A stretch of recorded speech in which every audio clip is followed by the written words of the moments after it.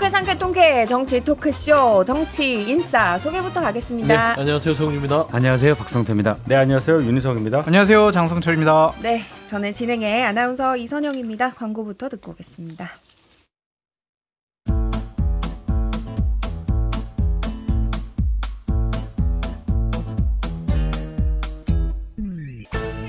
유쾌한 정치 토크쇼 정치 인싸. 네, 여러분은 지금 정치 인싸와 함께하고 계십니다. 자, 오늘 첫 이야기는요. 국민의힘의 저수지론이라는 게 있다고 하네요. 그러니까 이번 주 내내 이준석 후보가 뜨겁게 달궜던 그 발언 논란 이후에 지지율이 어떻게 갈 것이냐를 두고 국민의힘에서 이준석으로 이재명 후보를 묶고 김문수 지지율을 올린다. 그러니까 이준석 후보에게 갈 표가 결국에는 김문수 후보에게 간다. 뭐 이런 해석인가요? 정확히 뭔가요? 그런 얘기를 하더라고. 이게 맨 처음에 그 나온 게 단일화가 안 됐을 경우에 논리더라고요. 그러니까 단일화를 했을 때도 김문수 후보로 이준석 후보 표가 김문수 후보 쪽으로 오는 것보다 이재명 후보 쪽으로 갈 수도 있다. 오히려 손해다. 그러니까 그냥 두자는 의견이 있었는데 그 의견을 저수지론이라고 처음 저는 들었어요. 근데 그거를 더 확대해서 이제 이준석 후보 발언, 이 설화 가지고 그 저수지에 잠겨 있는 이준석 후보의 지지세가 이재명 후보를 공격하고 이재명 후보는 또 저수지에 있는 그분들하고 싸우고 이 와중에 김문수 후보는 반사이익을 얻겠다. 이렇게까지 확대돼서 좀 복잡한데요. 근데 선거가 그렇게 되나요? 그냥 사람의 마음은 그렇게. 그러니까 이제 젓가락 발언, 장남 논란 요걸로 이제 두 이 후보가 맞서는 사이에 김문수 후보가 이제 반사 이익을 노린다 뭐 이런 얘기군요. 예, 그런 예. 이게 뭐 박빙이라면 지금 이재명 김문수 후보의 구도가 박빙 구도라면 어느 정도 영향이 있을지 모르겠지만 워낙 오차범위 바깥으로 차이가 나서 뭐 거의 영향은 없을 것 같아요. 이럴 때를 대비해서 타이슨이 유명한 말을 남겼습니다. 누구나 계획은 있다. 쥐어 터지기 전까지는. 네. 그래서 지금 3일 남은 건가요? 그렇죠. 그러니까 이런 단어를 쓰므로써 구도 자체가 우리에게 불리하지 않아요. 우리 지지층들 우리 찍으러 나오면은 우리가 이길 수 있어요. 그러한 얘기를 좀 하고 싶어 하는 것 같은데 저도 박성태 실장님 말씀에 동의를 합니다. 저도 뭐 같은 의견이긴 한데 국민의힘의 전략은 애초부터 무전략이었다. 그러니까 너무 유치하지 않습니까? 이준석 후보와 이재명 후보가 다투는 사이에 어부지리를 얻을 수 있다. 뭐 그런 논리인데 선거가 그렇게 되나요? 그리고 제가 봐서는 이제 저수지론이 단일화 저수지론 같아요. 그러니까 이준석 후보와 이재명 후보 간의 싸움보다는 김문수 후보가 이준석 후보를 자꾸 단일화하지 않을 안 되는 걸 알면서도 자꾸 단일화 얘기를 해서 이준석 후보는 우리 보수의 김문수 후보와 같은 선상에 있다라는 것들을 이미지를 심어줌으로써 보수 유권자들이 향후 본투표에서 이준석을 찍느니 요즘에 설화도 있고 그래도 국민의힘 이 김문수 후보를 찍는 게 낫지 않을까? 어차피 같은 편이잖아. 이런 이미지를 주기 위해서 저는 단일화 저수지론을 쓰는 거 있지 않냐. 그게 더 좀 현실적일 것 같아요. 사실 뭐 국민의힘의 계획 이런 것들이 처음부터 엉망진창이었죠. 저는 제 예상이 틀렸는데 저는 한 1월 말쯤 되면 국민의힘이 급변침을 할 것이다. 윤과 친윤과 절연하고 사과하시라고요. 예. 안 할 거라고 했잖아요. 제가. 전 절연을 좀 빨리 할 거라고 봤는데 제가 제대로 못 봤습니다. 이 점에 대해서 심심하게 진정성 있게 사과하시라니까요. 잠시만요. 모두 좀 바꾸고요. 그런 내재적인 관점으로 사과하지 마시고 진정성 있게. 네, 진정성 있게 사과드립니다. 지금 정치의 한 단면을 보는 것 같습니다. 근데 제 예상이 나왔는데. 틀렸죠. 네. 급변침을 언제든 할 줄 알았는데 계속 안 하고 지난주까지도 안 했잖아요. 윤상현 선대위원장 보면. 그러면 이거는 21세기 계몽주의를 오해한 계몽주의가 사실 합리성이거든요. 근데 이분들은 전혀 합리적이지 않구나. 제가 그걸 이해하지 못했던 것 같아요. 근데 그러니까 사전투표 둘째 날에 대국민 호소문을 김문수 후보 측에서 발표하긴 했습니다. 그러니까 뭐 지금까지 계속 국민의힘 쪽 패널분들도 이제 뭐 계엄 사태나 이런 부분에 대해서 확실하게 사과를 하고 그리고 나서 대선 운동을 좀 하더라도 해야 된다 이런 지적이 있었는데 사전투표 둘째 날에 갑자기 국민의힘이 국민 실망시킨 점 깊이 반성하고 사과한다. 고치고 또 고치겠다. 뭐 그리고 반성, 읍참마소, 황골탈퇴 뭐 이런 단어들이 줄지어 나왔어요. 근데 사실 여기에 뭐 직접적으로 계엄이라든지 윤석열 전 대통령에 대한 언급은 없었거든요. 여기에 대한 평가는 어떠세요? 일단 구체성이 없으니까 그게 효과가 있겠느냐. 그리고 일단 너무 많이 늦었다. 뭐 두 가지는 지적을 할 수가 있겠죠. 아마도 이렇게 사전투표 둘째 날에 이런 게 나왔다는 건 아마 선거 실무적으로 전략적으로 이렇게 보시는 분들이 야 이거 좀 안 되겠다 해서 나온 걸 거예요. 근데 나온 것이 말씀하셨듯이 정말로 급변침을 하는 것처럼 했으면 또 모를까. 이 말 가지고는 뭘 어떻게 하겠다는 건지 모르고 읍참마속? 그럼 마속이 누굽니까? 누구를 참을 했어야 되는 거 아니에요. 울면서. 모르겠는데요. 그러니까 조치가 없으니까. 예. 그러니까 이렇게 감정에 호소하는 거는요. 우리가 선거 전략으로 뭘 할 수 있는 게 없어요. 마지막 단계예요. 그러니까 이제 동정심을 이끌어내는 것. 그것이 이제 최후의 선거 전략인데 그만큼 자신들이 뭔가 할 수 있는 게 없다라는 자기 고백이 아니냐 그런 생각이 듭니다. 맞아요. 이게 말로만 한다. 그게 말로만 때우는 것들이 가장 더 고약하거든요. 그러면 이제 약속을 해야 되잖아요. 황골탈퇴하면 읍참마속하면 그 말씀한 대로 마속이 누구냐 약속을 해야죠. 그러면은 이 윤석열 전 대통령에 대해서 옹호했던 사람들을 철저히 도려내겠다. 뭐 대선 이후에 저에게 표를 준다면 윤석열 대통령에 대한 철저한 어떤 절연과 뭐 국민의힘의 변신을 꾀하겠다. 어떤 그런 최소한의 첫 번째 뭐, 두 번째 뭐, 세 번째 뭐 구체적인 어떤 약속을 제시해야 되는데 그런 거 없이 그냥 두루뭉실하게 대충 넘어가려고 하는 거예요. 이런 것들은 더 국민한테 역효과 사과의 어떤 표본이다. 네, 그래 보입니다. 그래도 이제 선거가 아직 끝난 시점이 아니기 때문에 뭔가를 하기는 해야 되잖아요. 국민의힘 입장에서. 그래도 지금 한 사흘 정도 남은 시점에서 뭘 해야 될까요? 국민의힘? 뭐 일단 이 사전투표에서 전체 투표하실 분들의 40% 이상은 이미 하신 거잖아요. 이제 나머지 한 3분의 2분, 한 60% 정도? 반 좀 넘는 분들이 투표하실 걸 남겨놓고 있는 상태에서 방금 말씀하신 그런 막 절절한 어떤 모습을 조금 더 진정성 있게 보여주는 거 외에는 방법이 없다고 생각합니다. 승패에 얼마나 영향을 미치냐 이건 나중 얘기인데 말씀하신 대로 감정에 정말 호소하려면은 정말 와닿는 걸 해야 될 거 아니에요. 와닿는 거를. 근데 이렇게 뭐 사과한다, 잘못했다, 잘하겠다 하는 얘기는 누구나 할 수 있는 얘기고 국민의힘이라는 당 또 그 후보가 그동안 생각했던 것과 다른 생각을 갖고 뭘 하겠다고 하는구나 이걸 느낄 정도가 되려면 가시적인 조치들이 있어야 돼요. 조치들이 제가 볼 땐. 그 조치들에 대해서는 아마 전혀 움직임이 없을 걸로 저는 봅니다. 조치라고 하면 구체적으로 어떤 걸까요? 뭐 여러 가지 얘기했었잖아요. 제가 얘기했잖아요.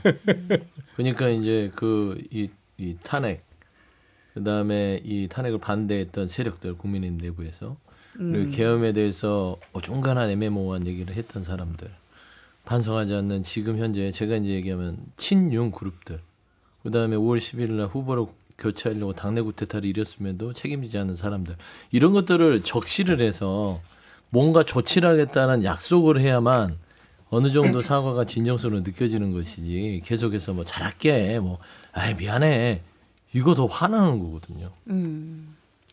불가능한 것 같아요.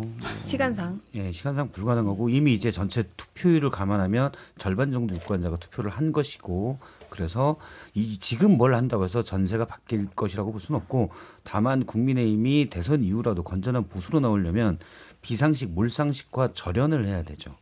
그러면 당연히 앞서 제가 이제 급변침이라고 얘기했었지만 그때 했었어야 될 일들을 해야 돼요. 친윤과 절연. 이런 것들 최소한 그런 뭐 구체적으로 하면 권성동 원내대표의 입장 표명도 거취 표명이 나와야 되는 것이고 당을 어떻게 개혁하겠다 이런 부분 우리가 국민의 민심에 어떻게 가깝게 가겠다 이런 거라도 나와야 이번 대선 결과와 관계없이 그 다음을 내다볼 수가 있겠죠. 그런데 그걸 누가 하느냐 갑자기 천재지변으로 뭐 천둥이 쳐서 생기는 일은 아니잖아요. 사람이 해야 되는데 제가 아무리 봐도 국민의힘 내부에 지금 그런 사람이 없어요. 아니 대선이 끝난 이후에 만약에 국민의힘이 패배를 한다고 가정을 만약에요? 하면 만약에. 그래도 확률상으로 네네네. 네. 만약에 국민의힘이 패배를 한 상황 가정하더라도 대선 이후에라도 그런 조치가 있을까요? 안 하겠죠. 확실하게 절연하고. 왜냐하면 그때 되면요 더욱 더 지지층을 결집시키는 전략으로 나갈 수밖에 없을 것 같아요. 아. 그때 중도층 외연 확장 하기가 불가능하잖아요. 그때는 그러면 우리끼리 더 뭉치자 그렇게 쪼그라들 가능성이 많아요. 울타리 쳐가지고 더욱더 그 울타리 안에 모여가지고 옹기종기 우리는 어떻게 하면 살 수 있을까 그것만 궁리할 것 같은데 제가 국민의힘의 전략가라면은요 대선을 이긴다는 것은 좀 힘들어 보이고 어려워 보이기 때문에 40%를 넘겨서 이재명 후보와 그 득표율 격차를 한 자리 숫자로 줄이는 전략을 한번 짜볼 것 같아요. 그거는 그냥 고개 숙이고 잘못했습니다. 죄송합니다. 그거밖에 없을 것 같아요. 우리 정말 뭐 이재명 독재 정권 막아야 되지 않겠습니까? 우리 한 번만 다시 한번 눈길 한번 주세요. 이준석 후보도 좀 잘 좀 생각해 보세요. 계속 그 얘기하는 수밖에 없을 것 같아요. 그런 방향으로 국민의힘이 갈 수 있을지 죄송합니다. 그거는 이제 다음 주 방송에서 저희가 이야기를 할 수 있을 것 같네요. 사실 이번 대선이 역대급 네거티브 설전이 이어지는 대선이다 이런 평가가 나오고 있는데 또 이제 대선을 며칠 안 남두고 설화가 뜨겁게 달아올랐습니다. 진보 진영의 대표 논객인 유시민 작가의 어떤 발언들이 지금 논란인데요. 어떤 내용인지 좀 소개를 좀 해주시죠. 다스베이다에서 인터뷰에서 이제 설란영 씨, 김문수 후보의 배우자인 설란영 씨에 대해서 얘기하면서 나온 거죠. 근데 설란영 씨가 이재명 후보의 배우자인 김혜경 씨 법카 논란에 대해서 자꾸 지적을 하는 거를 유시민 작가가 지적하는 과정에서 나왔는데요. 이제 원래 김문수 후보랑도 유시민 작가가 잘 알잖아요. 가족끼리도 잘 안다고 하는데 그러면서 얘기하기를 설란영 씨는 원래 고등학교를 나와서 세진전자 노조위원장을 했었다. 근데 서울대에서 당시 이제 재적이라는 표현 안 썼고 어쨌든 학출 출신 노조위원장인 김문수 청년을 당시 만나서 찐 노동자 출신인 설란영 씨가 결혼을 했다. 그러면서 어떻게 보면 균형이 안 맞다는 취지로 얘기를 했었고 그리고 본인이 김문수 후보를 통해서 설란영 씨가 고향됐다라고 얘기했고 그다음에 경기도 지사의 어떻게 보면 사모님이 됐었고 또 주요 정당의 대선 후보의 배우자가 됐으니 그 자리가 좀 맞지 않다. 그래서 그런 식의 얘기를 했었어요. 그래서 이게 이제 노동자들을 폄하한다. 특히 여성의 주의가 남편의 주의로 규정되는 거냐 이런 비판을 좀 받았습니다. 그러니까 이제 유시민 작가가 뭐 자신의 말 속에서 그런 의도가 진실되게 있었는지는 명확하지 않지만 계급주의라든지 여성 비하라든지 노동 비하라든지 이런 뜻으로 전달될 법한 이야기를 했다라고 해서 사실 비판을 누구나 받는 그렇게 거죠. 받아들이기가 쉽죠. 이건 인식을 약간 드러낼 수 있었다는 측면에서 유시민 작가가 사실은 지금 국민의힘 특히 이제 검찰에 대한 강한 분노를 내뱉는 스피커 역할이 돼 있는데 그런데 이제 약간 뭔가 노동자 계급 그다음에 엘리트 계급 약간 이렇게 얘기할 수 있는 그런 인식이 좀 보인다는 측면에서 비판을 받았죠. 그 마지막에 그런 말이 나오잖아요. 저 유시민 작가의 발언 중에 맨 마지막에 보면 본인이 감당할 수 없는 대통령 후보 배우자 자리에 있어서 제정신이 아니다. 이거는 뭐 누가 들어도 앞서 얘기한 그런 이유들 때문에 갈 수 없는 자리에 간 사람이어서 지금 뭐 붕 떠 있다. 뭐 그 정도 해석이 되죠. 그럼 왜 그 사람은 갈 수가 없다고 설란영이라는 분은 대통령 후보자 배우자 자리에 갈 수 없냐고 그 사람은 생각하느냐. 유시민 작가는 그 이유들이 쭉쭉 나오잖아요. 노동자 출신의 뭐 학력의 뭐 이런 얘기들, 여성 뭐 배우자니까 여성이긴 하지만 윤희숙 여의도연구원 원장이 이제 같은 과 후배인데요. 유시민 작가의 본인이 이제 유시민 작가가 이제 제적됐다 나중에 이제 졸업을 하니까 그 윤희숙 원장이 대학교 3학년 때 이제 강의실에서 만나서 유시민 원장이 과거에 이제 졸업을 좀 하게 해달라, 노트 좀 빌려달라 했다는 거 아니에요? 그러면서 나처럼 훌륭한 사람 도와주면 좋은 거다 이렇게 설득이 돼서 자기가 빌려줬다 하는데 윤희숙 원장이 그런 과거에 한 30몇 년 전에 인연을 가지고 돌이켜 보니 내가 참 그때 너무 속았다, 잘못했다 하면서 한 말 중에 이런 게 있어요. 유시민 원장은 자기보다 덜 배운 사람이 다 눈 아래로 보이는 사람인데 그분에게 여성이란 그저 차분하고 꼼꼼하게 노트 필기 잘하는 사람. 자기보다 더 배운 남자랑 결혼하면 인생에서 갈 수 없는 곳에 간 사람.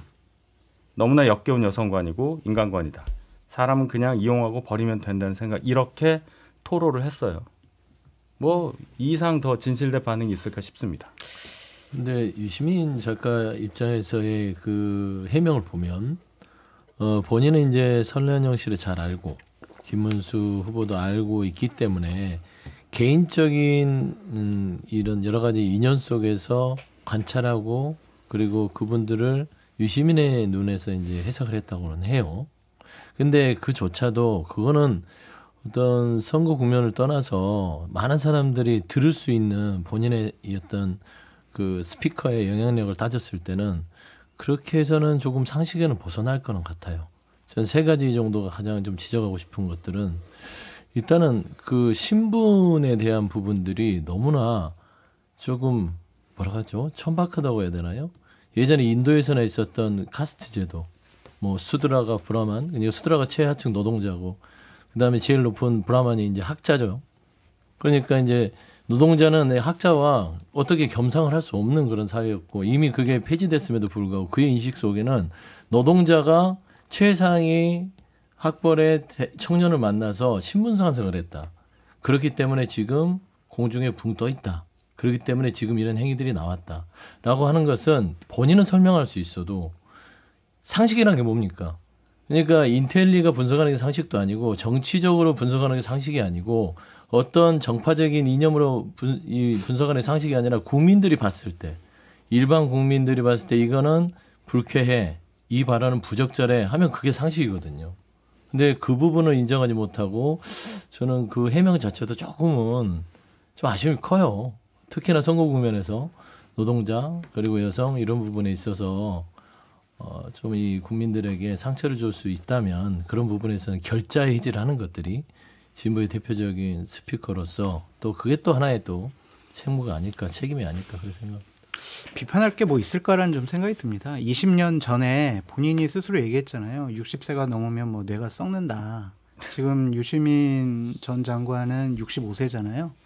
제가 내재적인 관점에서 유시민 전 장관이 그러한 말을 한 것을 해석을 해보면 나 옛날에 20년 전에 60세 넘으면 뇌 썩는다고 했잖아. 나 지금 65세지. 뇌 썩은 사람이 뭐 이런 얘기 한들 뭐 누가 뭐라고 뭐 하겠어? 그러니까 뭐 내가 이런 얘기하는 거 괜찮겠지. 라고 본인은 생각하지 않았을까. 그래서 뭐 그런 생각을 갖고 얘기를 하셨다면 뭐 그렇게 하시라. 그래서 별로 비판하고 싶은 생각이 없습니다.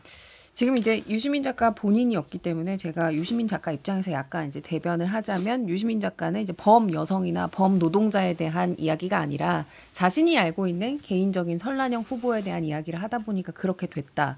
그러면서 이제 표현이 거칠었던 건 나의 잘못이다. 여성이나 노동자를 비하할 의도는 없었다고 해명을 했습니다. 이제 뭐 유튜브에서 해명을 했습니다. 거기에는 이제 제정신이 아니다라는 표현이 일반적으로 입에 그냥 잘 쉽게 붙어서 한 말인데 그 표현이 잘못됐다라고 얘기했고 나머지는 이제 설란영 씨의 행동들을 해석하는 데 있어서 앞서 이제 한 목적적 내저측 이렇게 얘기했는데 설란영 씨는 이런 생각에서 했을 것이다.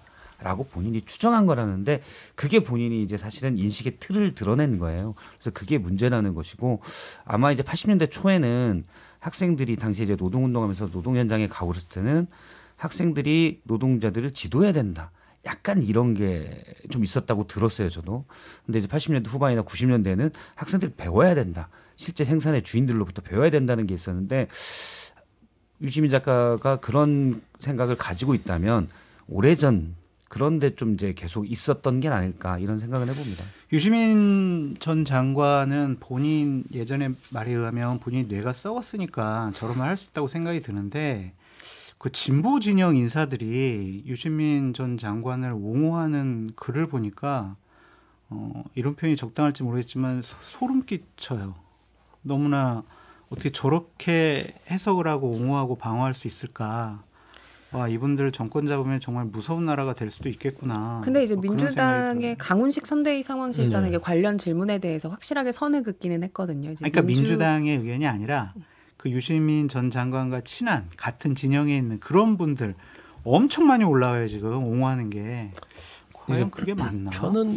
편을 들기 위해서 네. 그런 해석들을 붙일 수는 있다고는 보는데 제가 말하자면 이제 정치를 하는 사람들은 유시민 작가의 발언에 대해서 편을 들 수는 없을 거예요.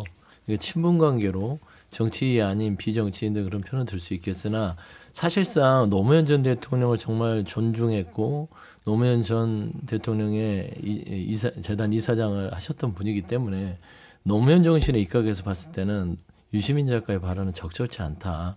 노무현 대통령이 말했던 상식은요. 어떤 진영 논리로 빠진 해석이 아니라니까요. 그리고 엘리트들이 해석하는 영역도 아니고 전문가들이 해석하는 영역에 대한 어떤 발언이 아니라 그냥 국민들이 턱 보고 알아들었을 때 국민들이 불편하고 이 부분에 있어서 부적절하다면 아닌 거예요. 그런 상식이. 비상식적인 발언인 부분들을 했으면 사과를 하는 것도 상식 영역입니다. 수습이 중요하다고 생각하고요. 노무현 전 대통령을 정말 존중했으면 노무현 전 대통령처럼 그렇게 본인이 한 말에 대해서 사과를 즉시로 했던 분도 없어요. 단호했습니다. 유시민 작가께서는 더 시간이 늦기 전에 그냥 어중간한 해명보다는 국민의 상식에 맞지 않음을 좀 이렇게 털어내는 것들이 지금 필요한 시간이 아닌가 싶습니다. 조금 더 적극적으로 해명을 해야 네. 된다 그렇게 보시는 거군요. 뭐 해명보다는 적극적으로 사과를 해야 되죠. 알겠습니다. 아무튼 이제 민주당 쪽에서는 이제 당 소속이 아니다 유시민 작가는 그렇기 때문에 유시민 작가의 발언과 관련해서 이제 민주당과는 적극적인 관련은 없다 이렇게 해명을 하고 있는 상황이고 덧붙여서 특정인 발언에 대해 말한다기보다는 모든 민주 진보 스피커가 신중을 기해야 한다라고 하면서 이제 선거가 며칠 안 남은 선거 종료가 며칠 안 남은 상황에서 모든 사람에게 입조심을 당부한 거네요. 그런데요, 제가 하나 덧붙이면 유시민 작가께서 자꾸 어떤 거친 발언에 대해서만 저기 유감이라고 하는데 노동단체가 지금 반발하고 나섰잖아요. 네, 양대 노총에서 그리고 양대 노총뿐만 아니라 민주노동당 본인이 몸담았던 정의당의 어떤 그 권영국 후보도 그렇죠. 마찬가지고. 권영국 후보도 그런 얘기를 하면 본인 발언에 대해서는 좀 명확하게 그냥 딱 털고 나가셨으면 좋겠어요. 제가 유시민 작가 얘기니까 그냥 별말 안 하려고 했는데 왜냐하면 제가 얘기하면 또 많이 공격하는 걸로 들리실 테니까 이분이 정치권에 들어오게 된 계기서부터 생각을 해보면 과거에 있었던 아주 오래전 얘기 대학교 다닐 때 서울대 프락치 사건 이런 거 있잖아요. 그런 거 생각해 보시면 이분 생각이 그때부터 비슷했다 하는 걸 아실 수 있을 겁니다. 그게 뭔지 항소 이유서 보시면 압니다. 알겠습니다. 유시민 작가 이야기까지 해봤고요. 뭐 설화가 민주당 쪽에서만 나온 건 아니어서 광고 듣고 와서 또 이야기를 이어나가겠습니다. 잠시만요. 지금 여러분께서는 6회, 상쾌, 통쾌한 정치 토크쇼 정치 인사를 듣고 계십니다.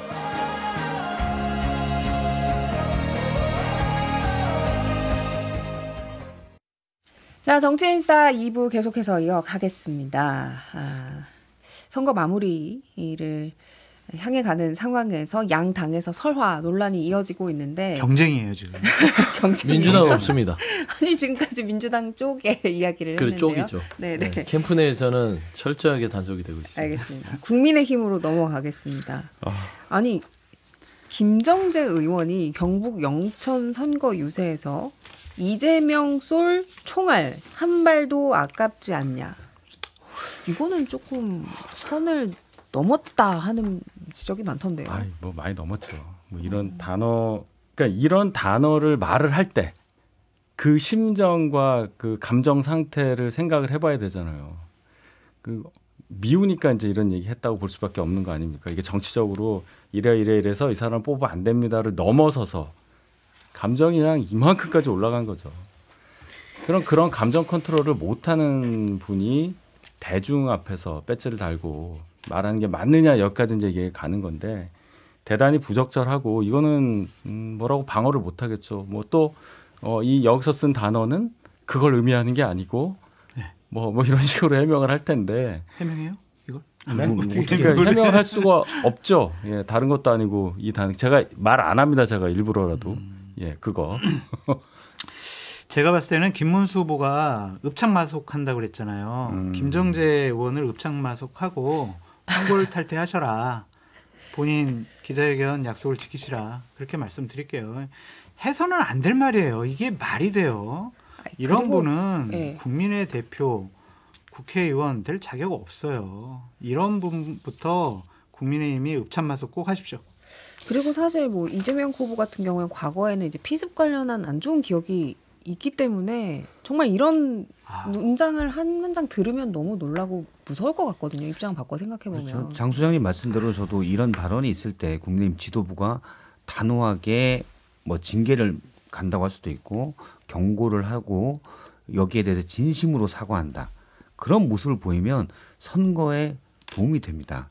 그리고 사실 뭐 선거의 유불리를 떠나서 이런 말들 앞서 이제 유시민 작가의 발언에 대해서도 뭐 얘기를 쭉 했었는데 뭐 우리 쪽 진영 사람들 했다 이런 걸 떠나서 좀 선을 넘은 발언들에서는 강하게 사과도 하고 경고도 하고 이래야 어느 정도 상식선 틀에서 좀 품격 있는 정치가 이루어지거든요. 만약에 그런 게 안 이루어지면 비판을 저희가 하더라도 김정지 의원은 또 이 말이 시원하다고 하는 강성 지지층이 있을 거예요. 그렇죠. 그걸 가지고 내 말이 어때서 그럼 자꾸 이런 게 나와요. 그리고 또 하나 이제 국민의힘의 선거사무원이 경기도 남양주시에서 한 중학생을 붙들고 이준석 후보의 논란이 된 발언을 언급하면서 너 이재명 후보가 얼마나 나쁜 사람인 줄 알아? 뭐 이렇게 얘기를 했다는 그런 설화도 있었잖아요. 네. 그러니까 별별 사람들이 수준이 너무너무 낮아지고 있다. 아니 근데 이게 네. 도와주는 게 아닌 것 같다는 생각이 들어서요. 도와주는 거 아니죠. 예. 그러니까 선거라는 게 이제 다른 선거도 뭐 마찬가지고 했지만 이게 대통령 선거잖아요. 대통령 선거. 아무리 조기 대선 전임 대통령 탄핵에 의해서 할 수밖에 없는 조기 대선이고 빨리 치러야 되는 거니까 좀 뭐 급하게 하다 보니 나올 수 있는 여러 가지 상황이 있을 수 있다고 해도 국가의 미래를 결정할 사람에 대한 선거인데 이런 것만 지금 우리가 얘기하고 있잖아요. 설화만 지금 30분 넘게 얘기하고 있잖아요.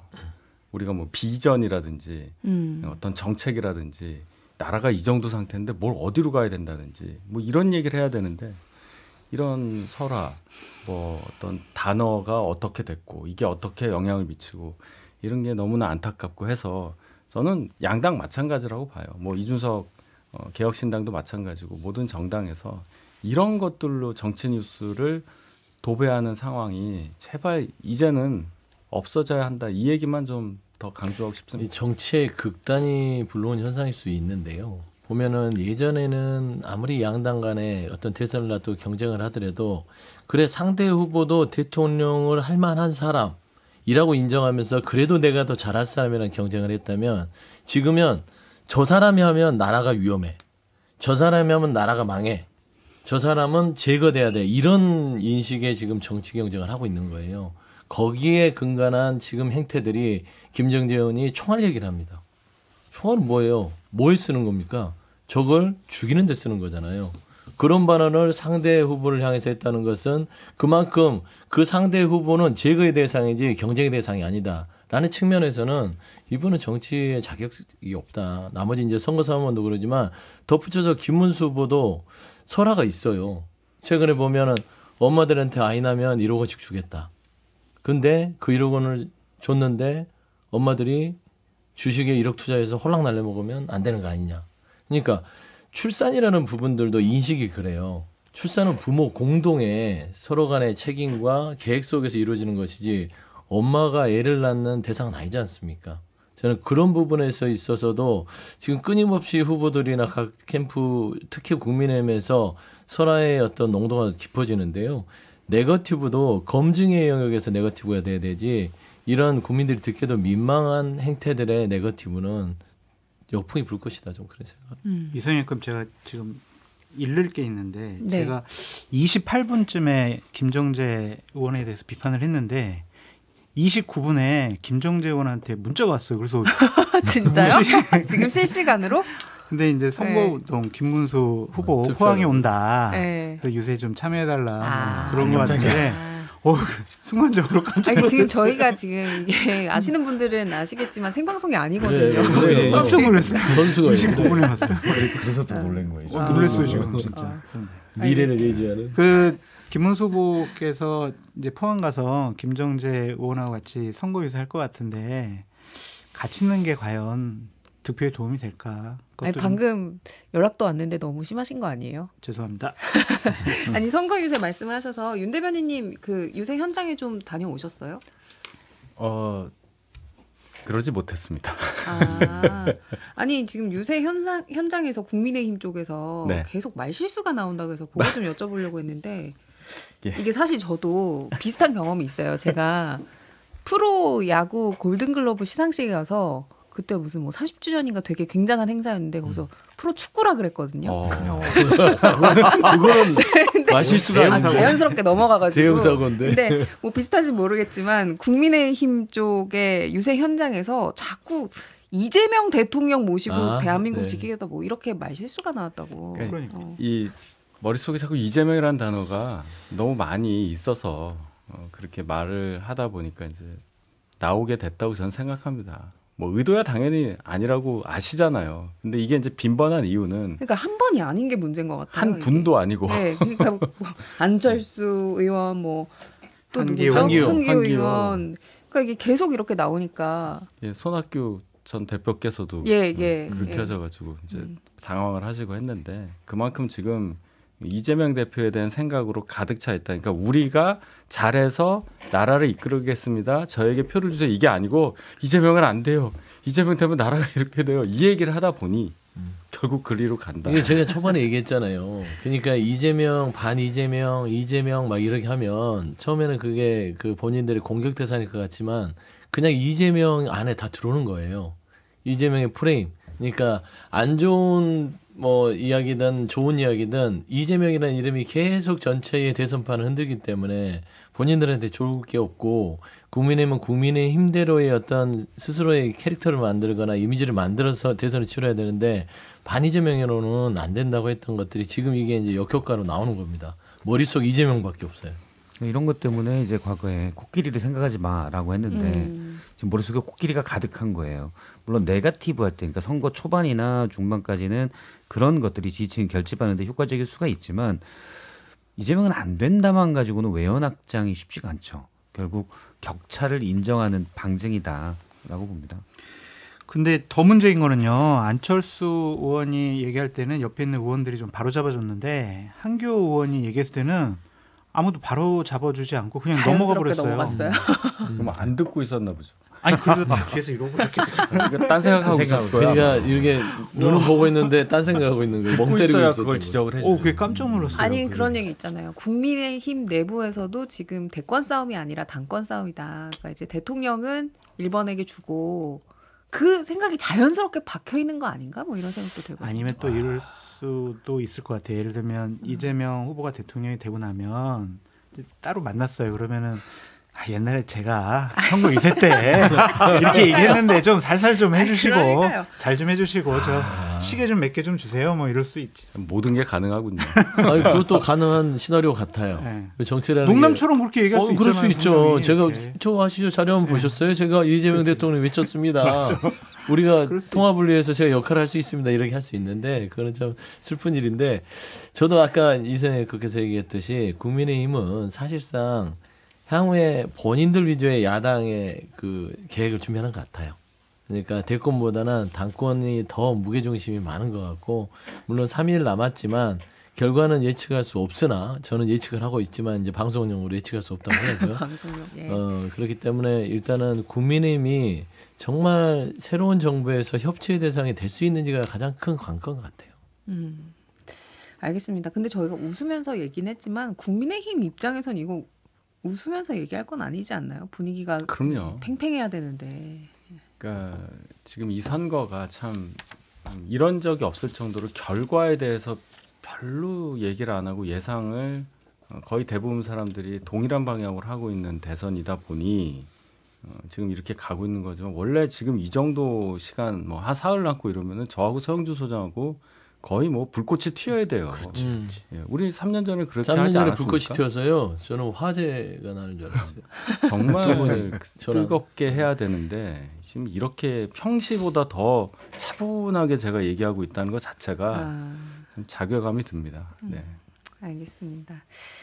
자, 이번에는 법원으로 좀 가보도록 할게요. 지금 이제 한참 내란 혐의 사건을 심리하는 직위원 재판부에 또 많은 눈이 가고 있는데요. 김용현 전 장관 등 전직 군 수뇌부 재판의 법정 촬영을 불허해서 논란입니다. 이제 뭐라고 했냐면 법정 질서의 유지 및 공공의 이익 관련 법익들을 비롯해서 현재 방청객 수가 적어 누구나 자유롭게 방청할 수 있는 점 등을 종합적으로 고려해 촬영 신청을 받아들이지 않았다. 이렇게 설명했는데 이게 뭐 조금 납득이 갈 만한 설명인가요? 일단 뭐 방청객 수가 적어서 신청하면 누구나 방청이 가능하다. 그래서 굳이 촬영까지라고 얘기할 수도 있겠지만 범죄 자체가 이제 내란이라는 45년 만에 계엄이라는 큰 사건이잖아요. 그러면 민주주의에 대해서 우리가 지키고 그 중요성을 알기 위해서라도 저는 어떤 촬영이나 이런 부분들이 가능해야 된다고 좀 보고, 더 큰 건 직위원 부장판사 본인이 논란의 중심이 됐잖아요. 역시 촬영으로 드러났지만. 그래서 그런 것 때문에 본인이 얼굴이 노출되는 걸 최대한 감추려고 하는 것 아니냐라는 의혹이 있습니다. 본인이 촬영에 좀 민감하셔서 네, 그렇다. 본인 촬영에 괜히 사진 찍어가지고 이럴 수 있기 때문에 찍히는 거를 본능적으로 지금 꺼려한다. 뭐 그렇게 저는 개인적으로 해석을 합니다. 물론 이제 그건 약간 이제 농담 반으로 말씀하신 거겠지만 사실 요즘에 이제 법정에서 일어나는 일들에 대해서 뭐 많은 분들이 신뢰를 가지고 있는 이유 중에 하나가 유튜브나 뭐 방송 매체를 통해서 그게 그대로 전달되잖아요. 그러니까 속일 수가 없고. 근데 이게 다른 것도 아니고 내란 혐의 사건이기 때문에 국민의 알 권리 측면에서 좀 보장해줘야 되는 거 아니냐 이런 목소리가 나오고 있거든요. 네. 그 지난번 예를 들어서 이제 윤 대통령 탄핵 심판 과정에서도 헌재에서 생중계에 가깝게 했잖아요. 그 이유는 그만큼 국민적으로 전 국민에게 영향을 미칠 수 있는 일에 대한 심판이니까 어떻게 심판이 이루어지는가를 국민들이 당연히 보고 싶어 하시는 거죠. 이게 일반 형사 사건이 아니고 소위 말하는 내란 관련한 재판이라면 이것도 결국은 전 국민에게 영향을 끼치는 사건이었다는 점에서 볼 때 같은 원칙이 적용돼야 한다고 주장하는 것에 대해서 크게 반박할 논리는 없을 겁니다. 이건 제가 봐서는 직위원 판사가 석연치 않은 결정인 거는 맞는 것 같아요. 왜냐하면 이게 지금 뭐 방청객의 수가 적기 때문에 누구나 방청할 수 있는 거 이거하고는 이 공개하는 거하고는 저는 이게 논리적으로 이유가 안 된다고 보거든요. 사실상 선거에 영향을 본인이 미치는 거를 고려했을 가능성이 커요. 이 내란에 대한 이 재판을 공개하면 선거에 영향을 미친다. 그럼 선거에 영향을 미친다는 것은 이걸 공개하면 누가 불리할까요? 국민님이 불리하겠죠. 저는 그걸 고려한 게 아닌가라는 생각에서 좀 석연치 않음을 지울 수 없고요. 두 번째는 공개해야 되는 이유는 이번 조기 대선이 치러진 이유가 뭡니까? 이 재판 때문이잖아요. 이 재판을 받고 있는 행위 때문이잖아요. 그러면 국민들에게 왜 이번 조기 대선이 치러졌는지에 대해서 이거를 공개하는 게 더 합리적이지 않을까요? 그게 국민의 알 권리를 충족시킨다는 차원보다 더 중요한 문제임에도 불구하고 이걸 공개하면 불리한 쪽이 생기는데 이거 공개하면 안 되는 거 아니야? 라는 차원에서 저는 방청객 수를 가지고 이렇게 촬영 신청을 받아들이지 않는다는 거 조금은 미진한 이유 같다. 그렇게 생각합니다. 그리고 이제 김용현 전 장관과 관련해서는 한덕수 총리와 이제 진술이 엇갈리는 부분 그리고 새로운 CCTV 증거 이런 것들이 최근에 새롭게 나왔잖아요. 네. 그래서 국민적 관심이 굉장히 높거든요. 굉장히 높죠. 네. 그래서 궁금해하시는 분들이 많을 것 같은데 사실 지난번에도 법정 촬영 불허했다가 입장 바꿨잖아요. 직위원 판사가 또 이런 여론을 많이 의식하는 편이니까 입장을 바꿀 수도 있지 않을까요? 잘 모르겠는데 그러니까 판사 마음이라서 또 어떻게 갑자기 결정할지 모르겠어요. 옛날에는 참 엿장수 마음이었는데 이제는 판사 마음인 것 같습니다. 그러니까 어떠한 대법원에서 뭐 기준 같은 거를 마련해 줬으면 좋겠어요. 이런 것을 그냥 판사가 자기 멋대로 마음대로 결정하면은 그걸 영향받는 사람이 좀 많이 있기 때문에 이러한 정치적인 관심이 크고 중요한 사건 같은 경우에는 공개 재판으로 한다라는 가이드라인을 대법원에서 좀 내려줬으면 좋겠다 그런 생각이 듭니다. 자, 그리고 또 하나 정보 공개 청구가 좀 논란이 되고 있는데, 그러니까 이재명 후보의 선거법 사건 상고심 이게 좀 결과 빨리 나왔잖아요. 근데 기록이 굉장히 많았단 말이에요. 6만여 쪽에 이르는 사건 기록을 9일 만에 다 본 거 맞냐 이런 의혹이 제기되면서 이제 많은 분들이 정보 공개 청구를 했는데. 그러니까 열람 로그 정보를 좀 알려달라 이런 건데 대법원에서 비공개 통지를 내리고 있습니다. 이거는 어떻게들 보고 계세요? 그러니까 이게 정보 공개를 요구를 한 게 특히 이제 민주당 쪽에서 요구를 했잖아요. 정말 대법관 당신들이 자료를 꼼꼼하게 다 살펴보고 이렇게 빠른 신속한 결정을 내렸어? 아니잖아. 그냥 결론 내려놓고 이런 판단한 거 아니야 이거잖아요. 그게 좀 말이 되느냐라는 좀 생각이 듭니다. 한 가지 예를 들어볼게요. 국회에서 국정감사 때면은 행정부에다가 자료 요구를 어마어마하게 합니다. 그냥 국정감사 기간 한 20일 정도에 몇만 건이 될 거예요. 그거 보통 요즘에는 전자문서로 많이 옵니다. 그럼 국회의원들 다 그 전자문서 확인하고 장관이나 아니면 기관장들한테 질의하는 건 아니잖아요. 거기서 보좌진들이 보고 검토하고 요약하고 보고하고 그렇게 해서 몇 장짜리 이제 보고서라든지 질의자료를 만들어 드리는 건데 우리가 이제 그걸 갖고 당신 국회의원은 말이야 자료도 다 검토 안 하고 어떻게 이런 정책 제안할 수 있고 이런 식으로 뭐 질의할 수 있어 라고 하지는 않잖아요. 다 헌법재판 아니 대법원에도 연구관들이 다 있고 검토하고 그러는 거지. 그리고 6만 건이 다 그냥 선거 그 재판과 관련된 그런 것이 아니라 그냥 언론 보도자료 있고 누구 진술서 있고 막 이런 건데 그거를 다 안 봤다라고 이건 부당한 판결이다 이런 식으로 몰고 가려고 하는 것이 과연 맞는 것이냐.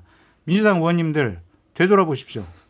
민주당이 정보공개 청구를 한 건 아니고요. 민주당은 대법원에 자료 요구를 하면 되는 거예요. 이게 아마 시민단체 검사가 검사하는 변호사 모임 검사 모임 그 시민단체에서 했는데 처음에 민주당도 이렇게 민주당은 요청을 했던 자료 것이고요. 요구했잖아요. 자료 요구를 했는데 대법원이 거부를 했죠.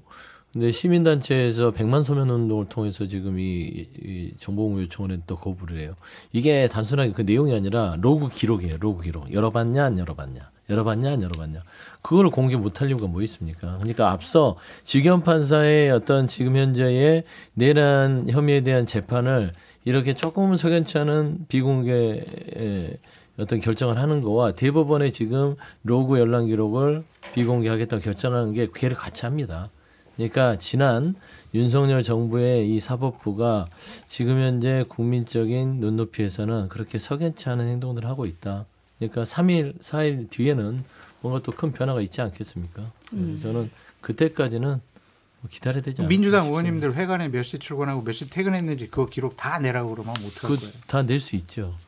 뭐 물리적으로 6만 7천여 쪽 된다. 그걸 다 볼 수는 없다라고 생각을 해요. 장 소장님 말씀대로 그 안에는 어떤 참고 자료 같은 거 상당히 많이 들어가 있고 그래서 어떤 사건 같은 경우는 수십만 페이지에 달합니다. 그러면 그게 3심에 올라오면 대법관들 14명이 그걸 다 봐야 되느냐? 저는 거기에 동의하지는 않습니다. 사실 그렇게 다 본 재판은 거의 없을 거예요. 거의 없을 것이고 말씀하신 대로 재판 연구관도 다 안 볼 겁니다. 필요한 자료들 뽑아서 그건 전체 어떻게 보면 6만 7천여 쪽이라는 거는 자료의 풀이라고 보는 게 맞다라고 생각을 하고 그 안에서 필요한 자료들을 봐서 판단해서 하겠지만 문제는 이제 수기 과정이 없었다. 왜냐하면 일반적인 재판 뭐 빨리 할 수도 있습니다. 빨리 할 수도 있다라고 보는데 유력한 뭐 아주 여론조사 이런 거에서는 대통령이 될 가능성이 높고 유력한 대선 후보고 피선거권에 관련된 거기 때문에 일단 몇 명의 대법관들이 문제가 있다라고 하면 거기에 대해서 좀 논의를 해야 되는 건 아닌가. 전원 합의체라면 그런 논의 과정을 좀 더 거쳐야 되는 게 아닌가. 그런 것들에 대한 시간이 걸린다면 그런 설명도 좀 필요한 거 아닌가. 이런 부분은 비판받을 수 있다고 생각해요. 그러니까 정당에서 대중의 정치적인 의사표시와 요구사항이나 이런 것들을 걸러줘야 되는 거잖아요. 그 역할을 정당이 하는 거 아닙니까? 근데 민주당이 대중이 말하는 것보다 더 거칠고 더 정제되지 않은 주장을 애초에 해버리니까 로고 기록 6만 쪽 언제 봤냐 이런 주장을 먼저 한 거 아니에요. 민주당 의원들이. 그러니까 이제 제가 뭐라고 했냐. 박범계 의원도 그런 말 했다. 그렇게 이제 나온 거 아닙니까? 결론은 다른 전원합의체 심리 과정에서도 그런 로그 기록을 다 열어서 어떻게 했는가를 비교를 하고 이런 식으로 나가줘야 돼요. 아니면 말씀하신 대로 수기가 없었다. 그럼 다른 때 전원합의체 심리할 때는 수기 과정이 어떻게 있었냐 이런 식으로 해서 주장을 해줘야 맞는다는 거예요. 대법원을 옹호하는 게 아니라. 그러니까 자꾸만 6만 쪽을 언제 봤니 이런 식으로 막 대중을 막 현혹시킬 수 있는 흥분시킬 수 있는 소재를 가지고 정치적으로 이득을 보려고 했었던 것은 민주당 현역 의원이었다. 이거는 변할 수 없는 사실이에요. 이게 대중에 대한 조절 능력은 알겠는데 저 윤희석 대변인 좋은 아이디어를 주신 것 같아요. 그 대법원의 14명의 재판관들이 수기 그다음에 전원합체를 할 때 어떤 방식으로 그동안 노구 열람을 통해서 판결을 내렸는지 이걸 전체를 한번 살펴보고 대법원 사법개혁에 또 자료로 쓰는 그런 좋은 자료가 될 것 같다. 제가 네, 좋은 아이디어. 평론가로서는 비판을 했지만 개인적인 이해관계상 저 말도 좀 맞는 것 같다라는 좀 생각이 듭니다. 제 사건도 지금 대법원에 가 있거든요. 그래서 대법관들이 제 사건 로그 기록을 재척사입니다. 바로 하지 마세요. 심리 불속행 가능성이 커요. 시간이 이거 딱 없어서. 보고 이거 아니네 딱. 근데 이제 보통 사건이 아니고 대선 주자고 또 그렇죠. 그냥 그럼 저는 그 뭐 보통 사건이에요? 예, 보통 사건이에요. 그런데 대선 주자의 피선거권 관련된 거기 때문에 그러니까 사건 자체는 사실은 크진 않죠. 크진 않은데 그게 피선거권이기 때문에 뭐 누구나 법 앞에 평등하다라고 볼 수 있지만 많은 국민들의 여론 선거에 따른 뭐 참정권에 대한 것도 훼손될 수 있기 때문에 저는 보다 수기를 했어야 되지 않나라는 생각입니다. 일단 뭐 전체를 말씀한 대로 꼭 이재명 대표의 전 대표에 대한 어떤 그런 재판 과정뿐만 아니라 전체를 특정 기간 어떤 식으로 대법원이 그런 전원합의체의 어떤 과정을 하는지 그 자료를 한번 수집하는 것은 꼭 필요할 것 같습니다.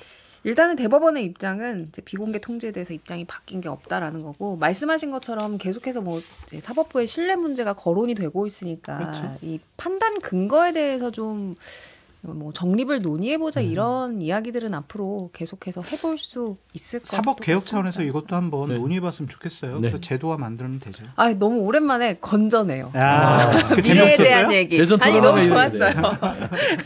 알겠습니다. 저희 광고 듣고 다시 올게요.